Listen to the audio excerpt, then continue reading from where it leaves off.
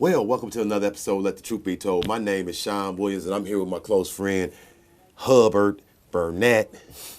We call him A.K.A. Brother Hub. Brother Hub. Brother Hub. Hey, I appreciate you guys being in the studio with us once again, man. It's been a while since we taped. Been a while, man. And so we both been busy on different elements around the country, doing different stuff. Yes, sir. But man, we back in the studio. Yeah, we back. We back in the studio. We got a lot of shout outs too. And man. I couldn't even write them down. There's too many. Yeah. Just shout out to everybody who doing something for the community in the last month. Yeah. A lot of good work going on. Yeah. A lot of programs. I don't want to call names, but I had to call We'll Dream Center and Boys to Men and Pastor Coma, what they doing over there in Garden Hills, and then Easter Banner later on in the week. Just throw them in. Okay. I always have to shout out Tori Exum because she's just simply amazing. Okay, I'll stop there. No, that's good. You know, I attended to help Marlo out, Marlo Coleman. Oh yes. With the Janae. Stop the Violence barbecue with Janae. Yeah. Jeff Rand Jenkins and all their whole family, you know, participating out there, cooking food, serving food. I mean, just serving the community in a mighty way for free. For free. And so I was able to help pitch in this time and participate this time. And it's just, I mean, it's no other feeling in the world is when you can just give yourself to other folk. You know, and so that receiving that you receive is just that gratitude, you know, that humility from being able to be with those young guys that day and for the love on them guys, man, and they want to bounce questions back off to you and you to be approachable and to be, you know, part of the mist. You know, you ain't way up here where they feel like they can't talk to you. So we talked about a bunch of different things that's going on in the community, things that some of the guys that's been through CU Fresh Start was out there. Man, Marlon Mitchell. They was out there asking me a bunch of questions. Marlon Mitchell, I mean, just their program, what they're doing with the reentry program. Oh my God! Amazing work he's doing. In the tragedy of his brother's murder, he's still been able to hold his head up high and put some great energy into working. You know, they call that turning your pain into power. Yeah. Your mess into your message. Your test into your testimony. Yes, sir. And you know, they had to send us in for Sean Russell on a couple weeks ago, and Mom kept it 100. His mom, Marlon's and Darren's mom, and Lightbulb's mom, she kept it 100 in her victim impact statement. And you know, when we senselessly kill each other out here, it's a cowardly act. And so she called it the way she said it. We're going to get into that. So, somebody going to be helped. We're going to get into that. We're going to get into some heavy dialogue. You get so angry as a man that you can't pay rent to prove you're a man. You can't buy no car, so you slap her to prove that you're a man. I can't prove it the financial way, so I slap you to prove that I'm a man. So I can decrease your value. Let me stop. Decrease your value instead of increase your value. You know? Cowardly. And so what we're going to do is we're going to get into some dialogue. We're doing a funeral home tour on this week. Excited to do that with the young folks. We're doing it with the new Urbana Go-Getters Go-Getters, Sheldon's doing a tremendous job. Can't leave him out either. What's the brother, Rick? I call him Rick Ross. Oh, Preston James. Jump right in. Feet, hand first. I saw him over in Garden Hills. He's the guy that's over in Urbana, and he's going to be in charge of the program in Urbana. We're working with Sheldon Turner over in Champaign. I've extended it. I was able to run into Big Wayne happily. I was texting him and ran into him at the Indianapolis Convention Center. And I'm now he got back in Champaign. Texas Roadhouse tonight. Everybody need to go to Texas Roadhouse. Boys and Men gonna get 10% off of that. And you know, I'm gonna let you mention Mark Pelmore. I didn't know that. But what about Mark Pelmore? I ain't been in town a year. Awesome young man. Jump right. Man. I went to school with him, grew up with him, played football with him, basketball, killed a man, whatever, all that stuff, strikeout. All of that we did, and for him to come back in the community, we dialogue back and forth on Facebook, social media, you know, for some years. And he was doing some similar stuff in insurance, but he was doing some awesome stuff that I had no idea about until he got back. He in the business, and he is the business. And so he was able to reach out to me today. We're going to be doing a lot of work together on some different adventures. And so I thank him for even trusting my influence, trusting my knowledge of things, and my perspective. Yes, sir. And so he called me today to ask me what I think, and I told him exactly what I think. You know, and we always want to work in behalf of to be able to help folk. You know, the God can get the glory. Yeah. At the end of the day, God get the glory, yes. and the folks get a victory out there. Sir. And so that's what we want to work on, because if you're working off those principles, you're always going to get what you need, because you're getting everybody else what they need. I got one more shout out. Pat Button, okay. Good friend of mine. He's a youth leader, youth pastor for First United Methodist Church in Rantoul. We went to Rushville, Indiana for a week. Oh, yeah. And put in a lot of work at a youth mission camp. And Pat just continues to do a phenomenal job in Rantoul. He's a really good friend of mine. And I count it a blessing to be able to hang out with him and some of the youth in Rantoul for a whole week. Shout out to Pat. You know, as we get into this dialogue on today, Brother Hub, because, you know, it's funny how time flies when we're having fun. And so we having fun today, being able to help some people. But we're getting into some serious dialogue. You know, I went over to the Black Expo this past weekend, so I guess we'll start there. We really don't have a topic. We really don't have a topic. I'm gonna let you say your topic that you had selected. I'll let you say that. I went over to the Black Expo this weekend. Had a great time with family, great time with friends over there, and happened to go out to the all-white party. We did some great things. Bunch of free stuff, so everybody can be included instead of excluded. No matter what your money level at, you can still be a part. And so it was great to see the businesses over there interact with the businesses at Black Expo. Georgia Live. Oh man, Dante Lots Live. I mean, just finding out different stuff about us that we might not know about us. You know, if you know more information, you could be better. But I'm gonna tell you, I went to the all-white party, and I haven't stopped thinking about it since. So I went to the all-white party, gave us get in, ran into some folks from Champaign. It was their anniversary. And so you automatically connected with folks that you knew right from the town. Yes, sir. That was over there spending some time, too. So I sat with them for a minute.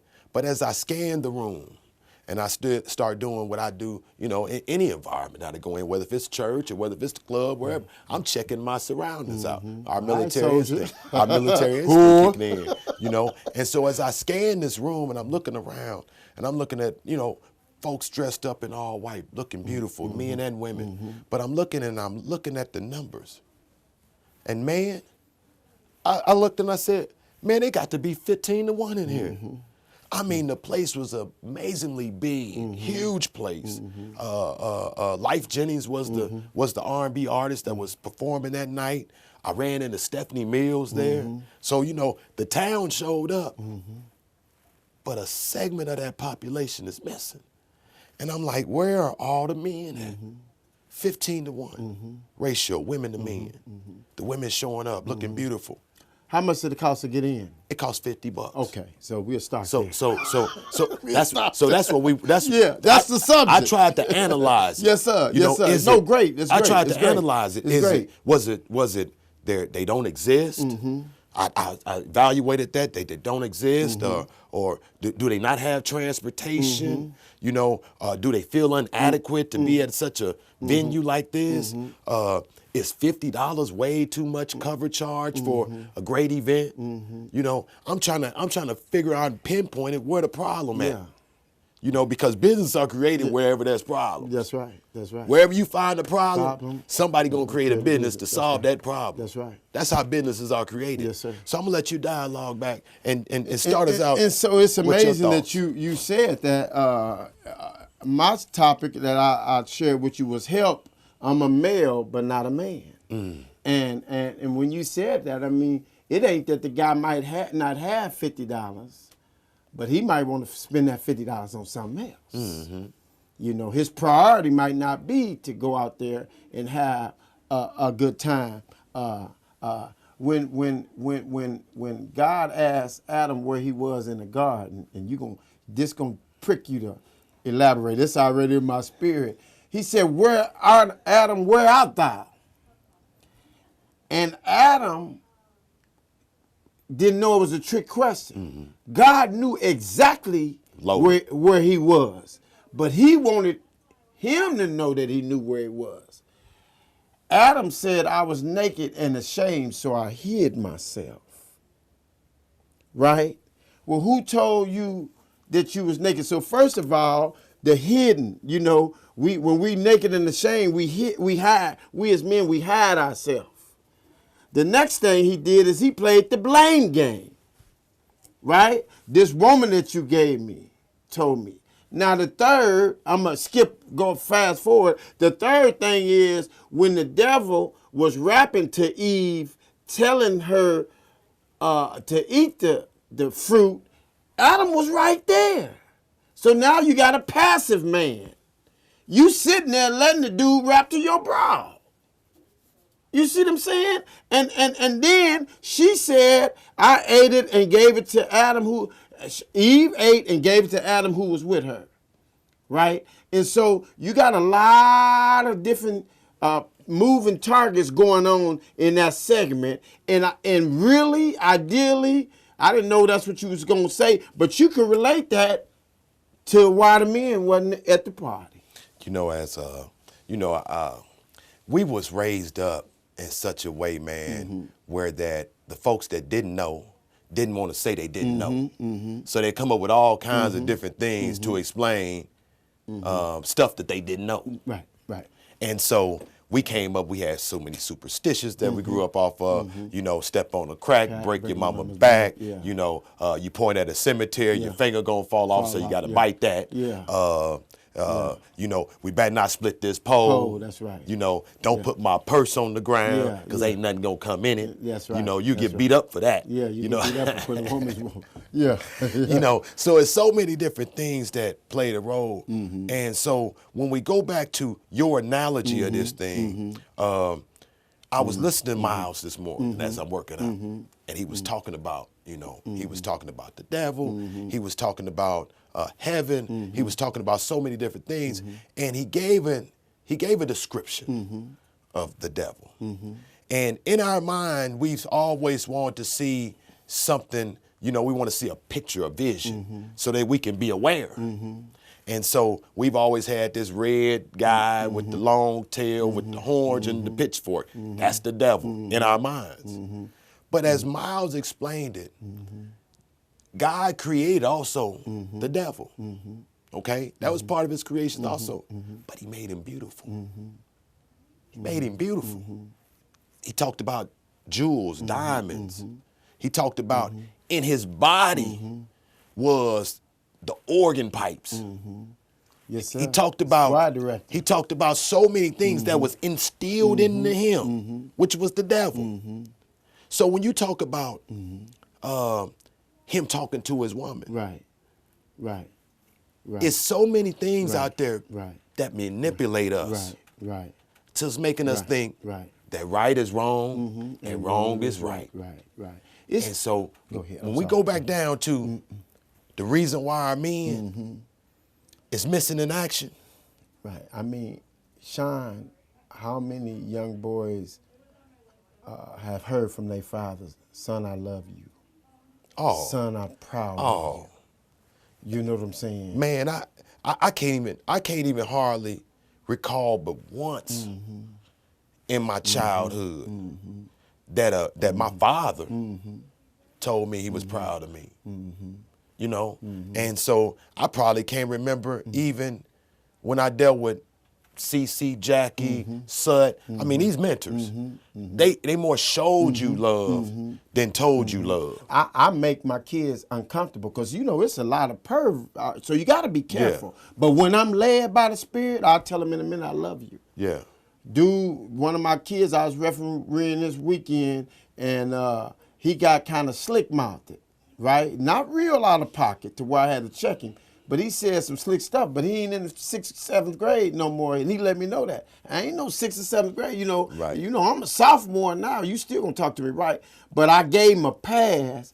And then when I got home, I had a message. Coach Herbert, I love you and thanks for everything you've done. And so you got to have some balance, you know what I'm saying? Because there's a lot of stuff going on and they could take I love you the wrong way, especially when they haven't heard it. Right. You know what I'm saying? So you got to be wise. But I would say not too many young men hear. I didn't hear it as well. Son, I love you, and son, I'm proud of you. Yeah. You know, I tell my son that right now. They grown. Take them a long way. Yeah, I tell them right now. And some, I thanks Dad, or I might tell somebody, I love you. I might call you and say, man, I love you. You'll tell me I love you back, but some guys can't handle it. Grown men can. I said, man, I love you, man. Real talk, man. Or they'll say, yeah, my man. But they ain't going to say I love you back, and that's cool. And Hub, the reason why I say it is because the most of the time when I see it or I hear it from a man perspective, it's at a place. It's at a place when something done happened. It's at a place when something done happened, and it's in the funeral home aspect of it, and they father or grandfather can't hear them. So you mean you never shared that, or you talking to your or a father saying it to a son, but you didn't tell it when they can hear it, and so now you talking to a corpse that can't really. You talking to the crowd. That's right. That's right. You're really speaking to the crowd. But the scripture says that's what a funeral is for. It's for the crowd. Yeah. So really now you showing you showing a living example to them. Yeah. Man, say this way before now. Yeah. Say this way before now. Really that's what you're saying. Yeah. But I'm gonna give some snippets to back up what we're talking about. Okay. To show it, we just ain't talking off a whim. Right. Okay. Right. So this is out of the New York Times. Okay. So New York Times wrote this article and it's saying, in New York, almost 120,000 black men between the ages of 25 and 54 are missing from everyday life. In Chicago, 45,000. In Philadelphia, more than 30,000.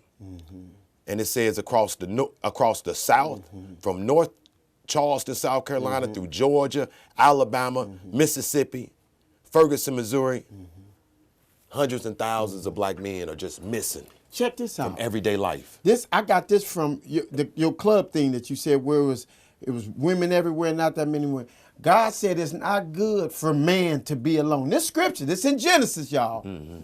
I will make for him a helpmeet for him. I will make a helpmeet for him. And so if I need some help, I'm always going to call somebody who's smarter than me, stronger than me, or better than me. If I need some help, I wouldn't go to the person who is not capable of helping me in that area, right? If I need some help with my homework, I'm gonna go to somebody who's smart, smarter than me. If I need some help lifting something, I'm gonna go to somebody who's stronger than me. Now, if I have to settle for somebody weak, but in my mind, I need some strength. That's why I need my help. So God made the woman to help us. So out the gate, the woman is already stronger, wiser. He's giving her insight. He's giving her hindsight. He's giving her the revelation. He's giving her everything to help the man complete his vision. But the man ain't got no vision. The man don't know where he going. So now the woman sitting at the table all night with nobody to dance to, which makes the woman get frustrated. Or if she got a man and he ain't know nothing, now she frustrated because she falling apart car, right? So now she going to the pastor or the mayor or the governor or some man that's doing something because she realizes she wasn't anointed to do nothing. So now the women's frustrated because we not in our role. And I'm going to read a scripture later on that breaks it down, that says if we don't get this fixed, we're doomed. Because the women doing their thing. You know, when you said helpmate, you know, and when you ask for help, you got to be doing something. You know, but I've been going over that Genesis a lot because it's a lot of background where Miles be at. Yeah, ooh, I'm getting hot, man. It's getting hot in here, man. And so a lot of that in Genesis, I've been going over it a lot. And he talk about your purpose. He talks about a lot of things that's going on with us, but he talks about work. Yeah. Well, why? Because the first commandment God told man was, go to work. Work. But if you ain't got nobody that's doing nothing, I mean, what are you finna help me do if I ain't working? You know, and so when I look at the problems that we're dealing with within the community, I mean, we just had another emergency fresh start meeting with with the community's at-risk young men or potential at-risk young men, you know, just in this community. But as I look at the 16-year-old shot in Decatur, 2 or 3 different shootings and stuff that's going on in Danville, you know, with stuff that's going on. I mean, we just came about the 4th of July. I think it was like 60, 70 folks got shot with about 8 to 10 homicides up in Chicago just in like a 15-hour time span. You know, so many things are going on so many different levels, man, where we didn't almost got immune to it. It's part of, we didn't added it to our everyday life. And when I'm saying this right here is that that between the ages of 25 and 54, these men are missing in everyday life. So they ain't even participating. So when you talk about parked car, you know, I call it walking dead, you know, where young man described it to us last summer in the funeral tour stuff that we did. He said he at the house, but he ain't in the house. I mean, he ain't active. He's not active. He's not active in nothing. He really says, Sean, he in the way. He in the way. So how many different other elements in the community where they see no value in African-American men? So now you in the way. The whole society see you as a parked car. Even your value in the place where you supposed to go get the hope at. Our churches. You don't, I mean, I asked the guy, I said, man, I think it was on the radio program. Man, when you go to church, count how many folk at the church. How many men? The percentage, yeah. The percentage of men. Well, you know why? And I don't just think it's an African-American man problem. I think it might be, because we got a target on the back, it might be more of us, you know. But I think it's a spiritual problem. Right. I think that, I ain't gonna say I think, I know that Satan wants to attack the head. And see, if you get the male, you got the family. Right. You got the family. Well, what do you mean? And it could be, well, I'm doing this for mine and I'm doing this for mine. And I understand it and I salute you, ma'am, but it was ordained by God. Family was ordained. That was ordained by God. And so you might be making it in that, but that's not God's ultimate will or place. It's supposed to be a family, right? And so no one respects the men anymore. You know, it's, you know, the man used to be, ooh man, that's the man, but it's lost its sting, and a lot of the houses ain't led by men. And what you said, even though some of the men still in the house, but they're not the leaders of the house. And that's frustrating. Because God told us in the beginning as man to subdue and conquer and have dominion. And you in the house and gotta ask her permission, can I get $20? I mean, but if it's her $20, then you should have to ask her for $20. If you ain't coming to the table with nothing. And so, Sean, we're struggling with our purpose. A lot of men don't really realize what their purpose or their role is. They don't know why they was created. I wrote on here, they don't know why they was created. Sean, let me tell you something. And you mentioned it earlier, but I didn't want to interrupt you. You was talking about no better feeling. No better feeling. I'm finna go to Cali for a week to hang out. My daughter is in nationals, track nationals in Sacramento. But I'm looking forward to August 17th, which is my birthday, when I go to L.A. and go to Skid Row and minister in word and deed. That's my birthday. It's no better feeling for me to do that on my birthday. I got school starting right after that, but school don't mean nothing if I don't feel adequate with who I am and what my purpose is. You see what I'm saying? So a man has to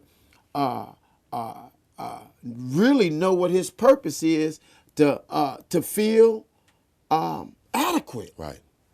We got a lot of men, black, white, purple, brown, that don't really feel adequate because these women ain't playing, man. Right. They doing their thing, and they governors and they congressmen, congresswomen, they're on their stuff, and they're using the gift that God gave them to help us. Wow. Wow. And you know, and in that environment that I was in, I seen professional women. Yeah. A lot of professional women. Yeah. And so I was watching a thing on television where professional women down in Atlanta, you know, I think she was a judge. One of them was a judge. The other one was a attorney. The other one was in something else. And they're getting into this where their biological clock is ticking, and they went off and they've got good careers and things of that nature. Yeah. But they're trying to get a family. What you ultimately said is family. Yeah. They want their own family now. Yeah. But now they're trying to find that right partner, that right person. Yeah. And so I mean, and quite naturally, you know, you want to be selective. I mean, you want the best for your kid. So you as a father, when you talk about your kids, you want the best for your kids. I want the best for my kids. My brother, you know, Joe, and folks that I know, they want the best for their kids. So you ain't trying to go get a parked car and show up to the house with a parked car, and we can acknowledge it and understand it's a parked car. Yeah. You know, I mean, I've seen a lot of these, talked to a lot of these young folks. You know, we talked about I think me and my girl were just talking about it. You know, and we was having a conversation. You know, a lot of these young men don't know the difference between a Phillips screwdriver and a flathead screwdriver. That's a problem. That's a problem. That is a problem. Yeah. When you don't know the difference between a Phillips screwdriver and a flathead screwdriver, that's a problem. That's a problem. I mean, how are you going to do? It's hard for you to demand the respect that you're supposed to get in the household when you don't know the roles and what you're supposed to be doing as a man in the household. Here's why.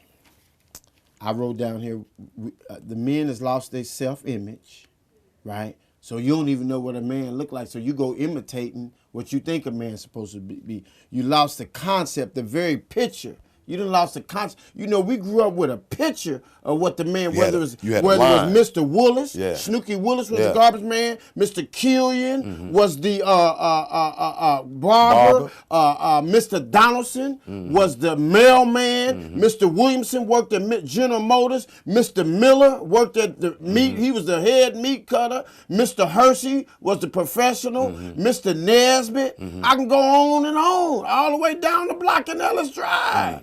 Mr. Hendricks was the milkman. Yeah. Mr. Phillips drove the truck. Yeah. We knew what the concept of men was. And so it's no concept. But even then, going deeper into that, you know, deeper into even the men, you know, we're in a different society, in a different world right now, you know. Yes, sir. And for that era, you know, that filled in the gaps for a lot of us then. But even then, it was some things not talked about, some things not discussed, some things that they might not have working knowledge of.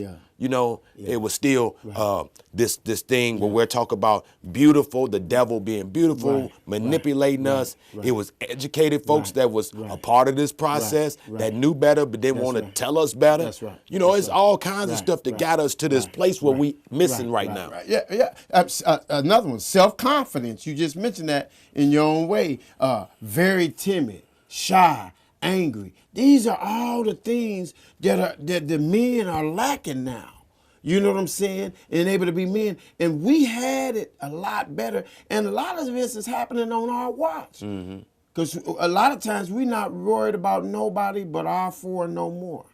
Right? And so we don't branch out there and do funeral things where you can take this, your profession, and relate it to this guy so he won't be lacking his self-image, won't be lacking his concept. He'll know that he can drive a Bentley. He'll know that he can live good. He'll know that he can have 2 or 3 business. That's the picture that's missing across the board, not to mention self-worth, right, or self-esteem. We don't even feel significant. We hate ourselves.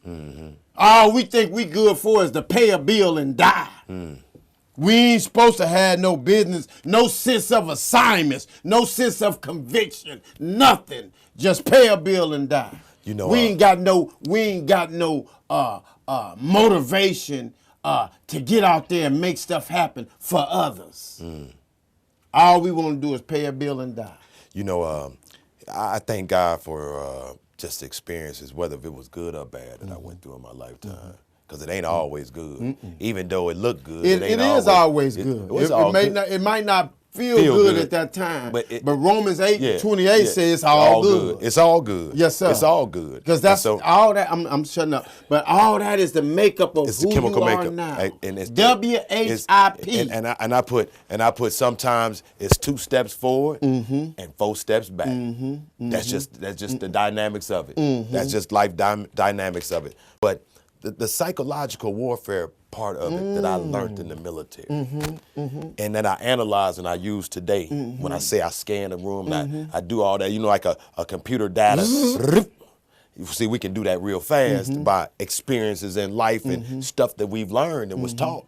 So we got some unique powers when we learned this information from the military, the best army in the world. Taught us this. And so as I look at this psychological menu that they had put in our face and the way they done laid it all out for us in these communities.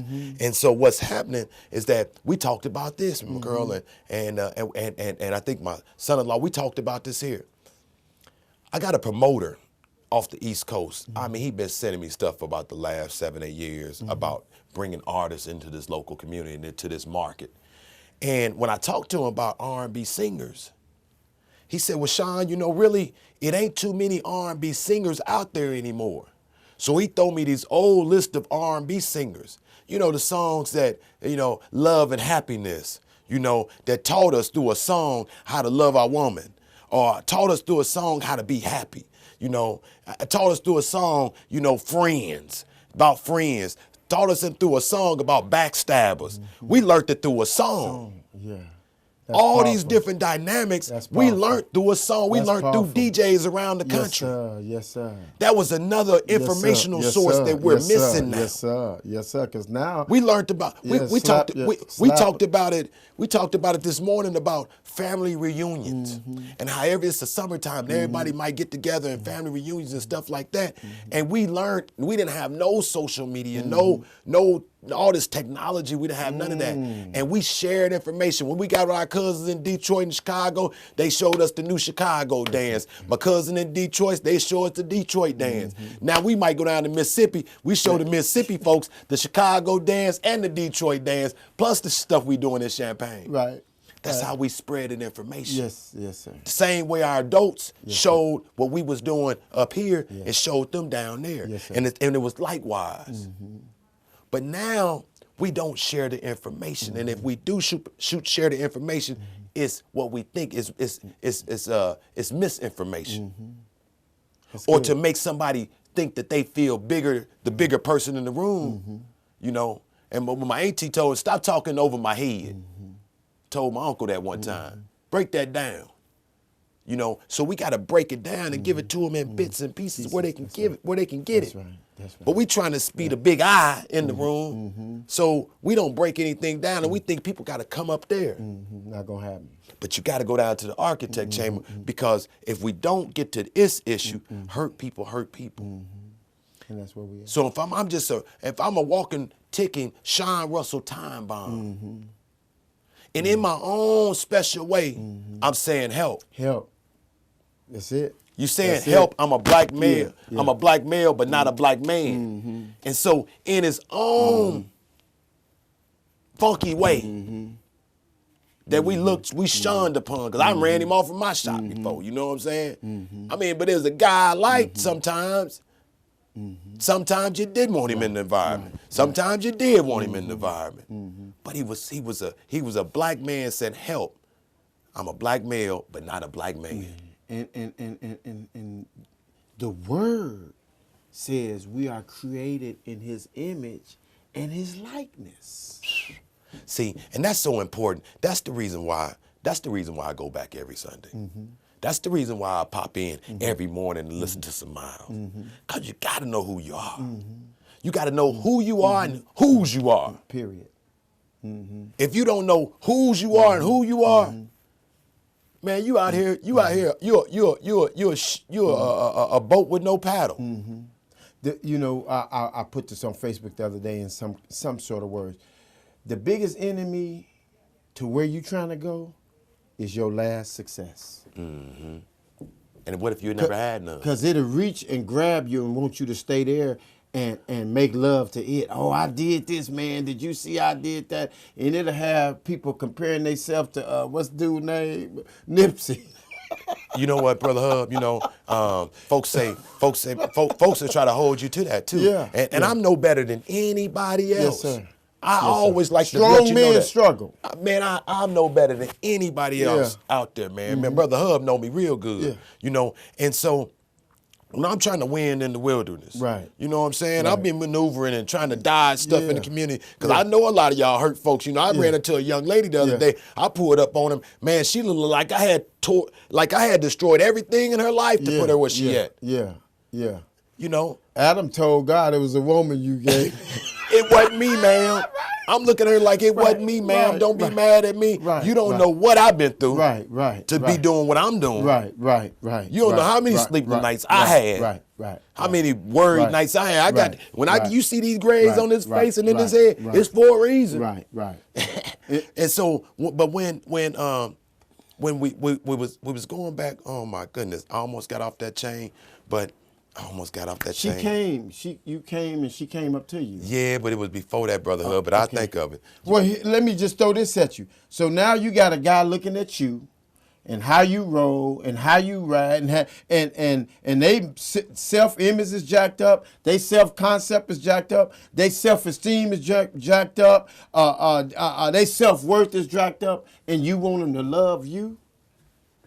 See, you got to be like the cars is coming out the showroom floor. They built with a storm in mind. You used to say spray head. You got to already know what the demo is when they come at you. It shouldn't be no shock. So I had this conversation through barbershop, and I talked to some of the guys. I was just frustrated one day. I threw some stuff out there, said, man, my line is messed up, which, I mean, everybody make mistakes. I understand. I'm a barber myself, so I apologize. Every barber, from here to Tazewell County. Yeah, I got to remember my class said the shot that was heard all around Champaign-Urbana. So I apologize, man. Sometimes you got to say you're sorry. Yeah. So I apologize. I love all the guys and all the I'm women, your man. friend. Yeah. I'm your friend, and I say it in front of everybody. Even though you was joking, I still think it's a little piece of you. Now you know where you at now. If you could open up the barbershop and have some people trustworthy to run it, you would do it because you understand now more than ever how important the whip was. But for a lot of people. But so. I don't remember. I don't want to forget my chain of thought. Okay. But on that topic right there, old men always told me, whatever you do, be the best at it. Whatever you do, we service in the community and be the best at it. Don't tear me off and charge me $25. And then think I'm cool with it, because other folks are gonna be looking at me. I'm sitting over here like this here, and I'm supposed to be like this here. It ain't cool. And so when I'm doing business and I'm trying to do business in the community, whether you come to me or you don't, I just feel as though you missed out if you don't come to me, because I'm putting the best effort forward in whatever I'm doing. I don't care what it is. It could be marbles. I'm gonna try to put the best effort forward, and then research it out and do the best job, and put a lot of my own sweat equity in it. So, but we had a conversation, and the conversation went a little bit like, well, man, you get rid of this, get rid of that, and this, that, and other. And I'm like, look, man, I said a lot of these young guys, you got to have something. Because we visual people. So you got to, when you go up there and tell them what they should be doing, then you should be making some forward accomplishments that they can visually see. You can't just tell them about a college degree and nobody ever been around. I can't even explain to them what it looked like. You talked about a picture.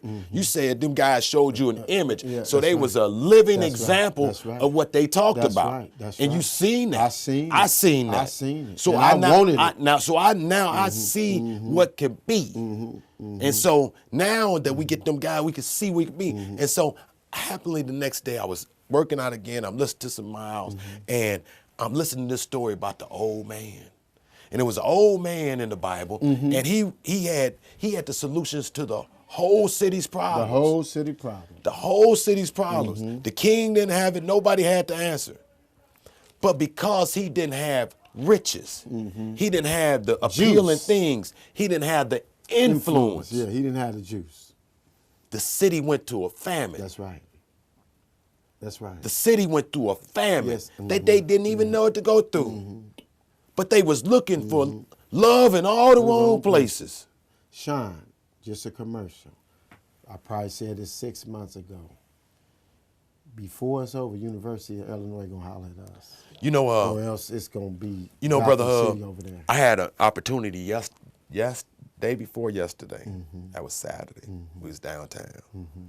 And I'm thinking about this Trump era that we in, and this divisionary, place that he's putting all Americans in. When we're a melting pot, and that was what made us so great. When we was in the military, and we seen all different walks of life in the basic training and different other places we went around the country, and the respect that we got for being that melting pot.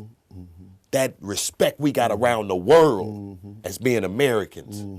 And he's took us to a place, man, where we now looking at each other crazy. We trying to put who is the more pure American, or who is the better American, what America's supposed to look like in the future, which is really gonna be our demise. Sean. Because the Roman had the most strongest, the Roman Empire was the strongest. But the way their mind went and their perversion went made them the weakest. It wasn't their might that destroyed them. That's right. Samson was a he-man with a she-weakness. It wasn't the might. It wasn't a nuclear power, man, and all this stuff that they might be able to have. The United States got, oh yeah, we're the superpower. It's our perversion. It's not taking care of our most at risk, our most vulnerable. So let me tell you, I'm sitting with our family over there in Nap, and we eating up there at the mall, and I know this will be my blessing, because if y'all get blessed, I'm blessed. Okay, and so I'm scanning the room again. I'm always watching, and so I see a white guy, disheveled looking, homeless guy. Everybody up there eating, but him. Oh, let me go get this blessing. Man, you hungry? Yeah, I'm hungry. Man, what you want to eat? It's 15 different places right here. What you want to eat? He said, man, just, man, can you give me, I just want 2 tacos and a drink. Man, tell them what you want. Tell them what you want. Tell them what you want. I got you. Jesus is on the main line. Man, come on, man. I'm looking to bless. If I got it, I'm looking to bless. That's right. And it makes no difference what racial background you is, who you voted for, what your past was. Yeah, it's my job to look past that. I'm just looking to hit somebody that looked like me. Come on, man. I'm trying to break that barrier, so when he hear Trump, he'll say, man, ain't no meat to that. Right. I'm definitely not a Trump supporter at all. And what Trump has done for me, man, is Trump has really let me know, number one, that the Bible is true. Number two, that we get into the end times. And number three, man, I got to be about my Father's business. Because a lot of these people going to bust hell wide open, and I don't want to be one of them. Hub, you doing this, you doing that. Man, I'm laying up timber. I'm trying to send a strong message of God that I'm serious. I'm not perfect, right? Not claiming to, but man, Lord, I'm serious about doing your business. And whether it's in California, Rantoul, Champaign, Texas, wherever it is, I want to be doing your business. Because this man, for him to be in office and for people to really, really roll with him, oh, man, we in the end times, man. Man, come on, man. As blatant as this hate is, and we still got people co-signing for him, man, I'm trying to get, he pushing me close to the God. And they yelling at a Trump rally talking about go back home and all this stuff. Man, it's just pushing me to God. And I try not to bury my hand in Congresswomen. Listen, I try not to bury my head in the sand, man, but I'm trying to stay focused. Highest office in the land. Yeah, I'm trying to stay focused, man. This is some of the highest offices in the land we in the end that time. make decisions about future generations. We in the end times. Making and so many of us are so immune to this, and we so distracted that we're getting stuff slammed down our throat that we don't even want. Yeah. It's like eating something that you don't like. Yeah. So now we eating stuff we don't even like. Yeah. But it's a mindset. And we're not even saying nothing. It's a mindset. We're not even saying, ugh. Right. It'd be different if everybody was like, get him out of there. But you got some people saying giving him 4 more years. And that lets me know, man, you better be trying to make it in. We've always learned this. Quiet is acceptance. Silence is acceptance. Silence. If you Yes, sir. silent, Yes, sir. you can't complain Yes, about what you silent sir. about. Yes, sir. Yes, sir. How you gonna complain about something that sir. you never spoke, you never Yes, said sir. nothing about it? Yes, sir. You know, and so one of the things that we narrowed down the program, because I told you it's funny how time flies when you're having fun. How do you respond to a crisis? We're in a crisis. What we're talking about is a crisis situation. We're in a crisis. Let me read the scripture, then I'm going to let you roll out. Malachi 4:5 says, behold, I will send you Elijah, the prophet, before the coming of the dreadful days of the Lord. And he shall turn the heart of the fathers to the children. He didn't say the mothers. And the heart of the children to their fathers. Lest, in other words, if that don't happen, lest I come and smite the earth with a curse. And so, as crazy it is right now, in Malachi, he said he going to turn the hearts back to the fathers. And what that means to me is putting us back in our respectable place in the home.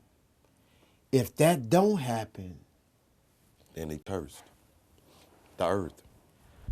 And so as I looked at it, when we go back to the beginning of our conversation, men, and this is for all of us as men, because I've dropped the ball too in areas, but I've tried to fix it back up, you know, and sometimes you can't go back and get back what the devil done took from you. You know, you can just work on your future. You can't correct the past. So that's for all of us as men. And I've dealt with men issues, you know, for the last 25, 30 years of me in cutting, dealing with men. So let's work on our future. And one of the things that I'm not saying you got to go sit in somebody's church, but go somewhere, man, and get something instilled in you. That's bigger than you, that you get instilled in some principles. Because I don't want you going nowhere and getting manipulated or any of those type of things. I want you to start reading some different stuff. I want you to start watching some different stuff. Let's put down LeBron James and Kobe Bryant and all these other figures that's taking the place of you learning more knowledge to be helpful to your family and your community. Because those things, you know, you are where you spend your time at. And if we all got the same 24 hours, that's right. You know, what do you do with your 24? That's right. You know, and if we spend more of our 24, you know, shucking, jiving, you know, drinking and doing all kinds of other things that got nothing to advance our future, then we end up in a crisis. You know, and our families end up in a crisis.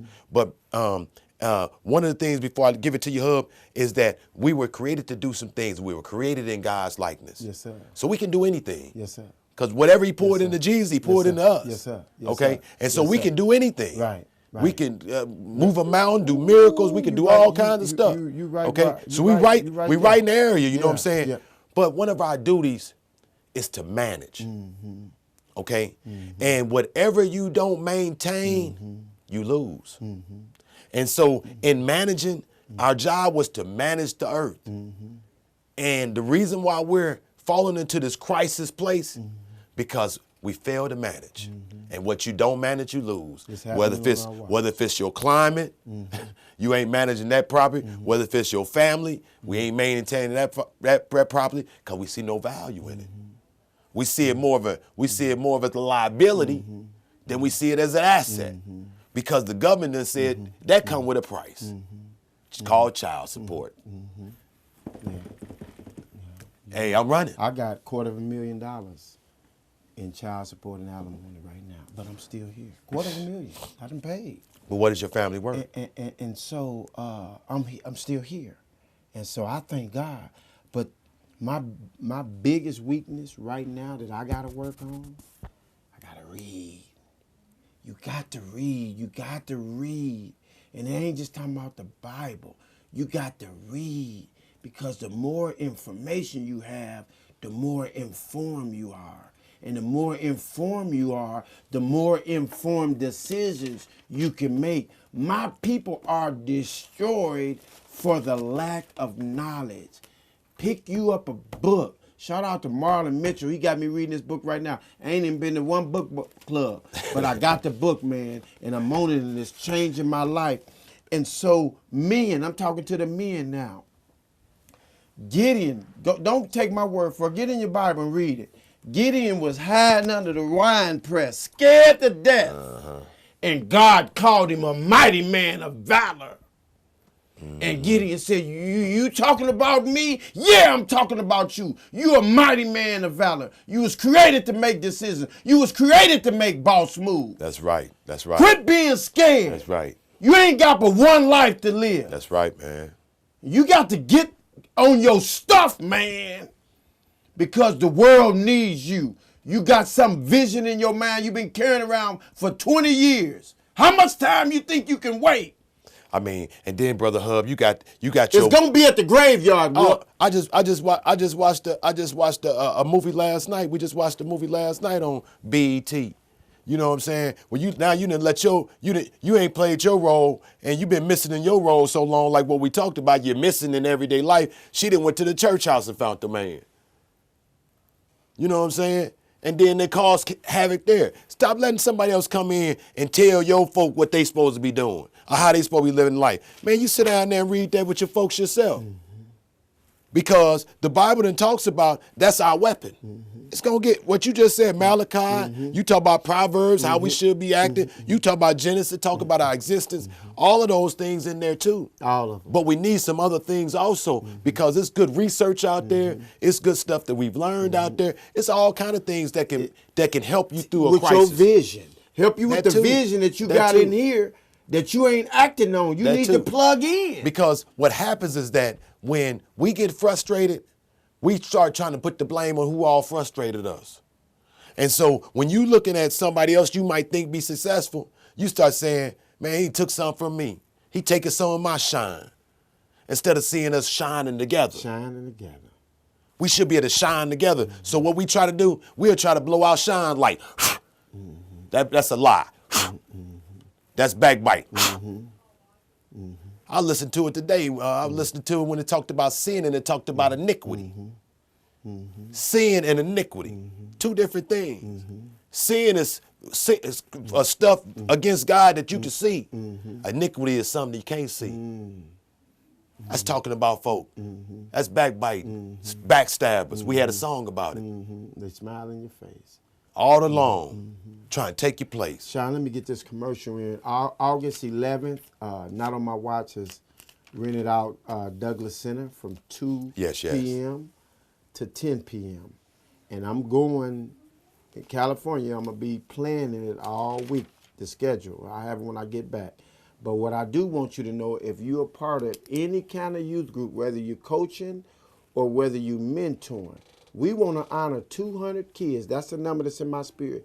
We want to give 200 certificates of achievement or whatever we're going to call it for the young men and women 17 and under that handled their business this summer and just weren't sitting around playing video games. Whether it was AAU or whether it was a coding class or research, whatever it is, we want to bring all the kids together.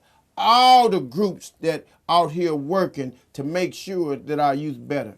So please contact me. If I don't contact you, I got a list of people I got to contact. But we really want this to be the third day of Champaign-Urbana Day. We're going to have a celebrity game, and we bring a couple of basketball teams from out of town just to make it homely. And please, August 11th, the third day of, we actually calling it CU Day, but we spelling it SEEYOU Day. And so, Sean, just be promoting that. I'll be gone for the next week, but I need you to help me promote that. We're going to have a good time. I got you. We'll hit it on the radio program, through social media outlets and all that. I really appreciate y'all. Champaign-Urbana Day is coming up, man. We're in the area right now. The county fairgrounds fair is going. We got so many different stuff. Love you out over there at Neal Street Blues with Gail. I love your hospitality. We meet over there every week and just socialize, have meetings. I got a meeting over there tomorrow for lunch. It's wing day. Yeah. Be over there. I've been setting up my meetings over there. And so I really appreciate Neal Street Blues, Gail, the commander Curtis. now. Yeah, Curtis McGee. I'm the commander now of Post 559. We're working on some things. It's all about veterans, community, and kids. Yes, sir. And that's the direction that we rolling. It's veterans, community, and kids. That's it. No nonsense. Don't come with none because we ain't playing none of that. Yes, you know, we back on the square. We talking about veterans, community, and kids. Veterans, community, and kids. And that's the way I'm rolling. Sound like you got a chaplain job open. I might have to check in I got a chaplain job open. Yeah, I might. So, man, I really appreciate it. Appreciate everybody that tune into us every Sunday night and watch this program. Thank you, Jason, over here at UPTV. I really appreciate it. Thank you for watching another episode of Let the Truth Be Told. Peace.